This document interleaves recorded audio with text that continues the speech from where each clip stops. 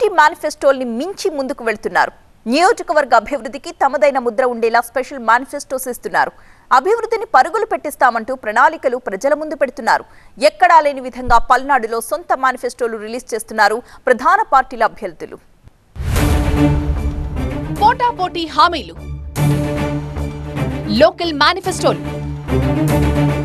పల్నాడులో కొత్త ట్రెండ్. 5 ఏళ్లలో ప్రతి ఇంటికి ఓ సిలిండర్ ఉచితంగా ఇస్తారంటూ ఒకరు, ఇంటింటికి మంచినీటి కుళాయిస్తామంటారు మరొకరు, హజ్ యాత్రకి ఒక్కొక్కరికి ₹1,00,000 ఇస్తారని ఒకరు హామీ ఇస్తే మైనారిటీలకి ఇళ్లు కట్టించి ఇస్తామంటూ మరొక లీడర్ ప్రామిస్. ఇలా పార్టీల మేనిఫెస్టోలను దాటి సొంత మేనిఫెస్టోలను ప్రకటిస్తున్నారు అక్కడి అభ్యర్థులు.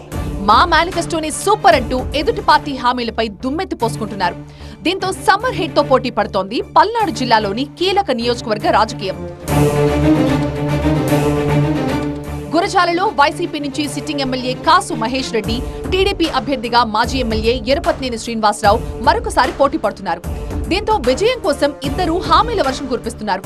సాధారణ హామీలైతే ప్రజలు పెద్దగా పట్టించుకోరనుకున్నారు ఏమో, ఏకంగా సొంత మేనిఫెస్టోలు విడుదల చేస్తున్నారు. గత ఎన్నికల్లో ఎరపతినేనిపై విజయాన్ని సాధించారు కాసు మహేష్ రెడ్డి. ఎరపతినేని 7వ ఎన్నికల బరిలోకి దిగుతుండగా కాసు 2వ ఎరపతినేనిని ఢీకొంటున్నారు. గత ఎన్నికల ఓటమికి ప్రతీకారం తీర్చుకోవాలని భావిస్తున్నారు ఎరపతినేని. దీంతో టీడీపీ 6 హామీలతో పాటు తాను కూడా సొంతంగా 6 హామీలిస్తున్నారు మాజీ ఎమ్మెల్యే.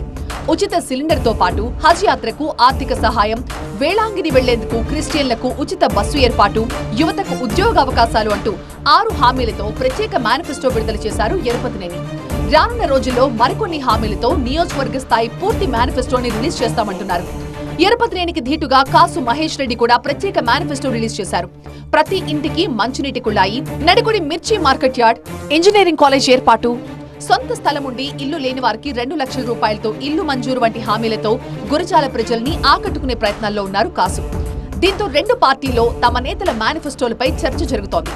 అభివృద్ధికి కట్టుబడి ఉన్నామని చెప్పుకునేందుకే సొంత మేనిఫెస్టోలు విడుదల చేస్తున్నారని స్థానికులు అనుకుంటున్నారు. ఎవరి వ్యూహం ఎలా ఉన్నా అభ్యర్థుల సొంత మేనిఫెస్టోలు పల్నాడు జిల్లాలో హాట్ టాపిక్ అవుతున్నాయి.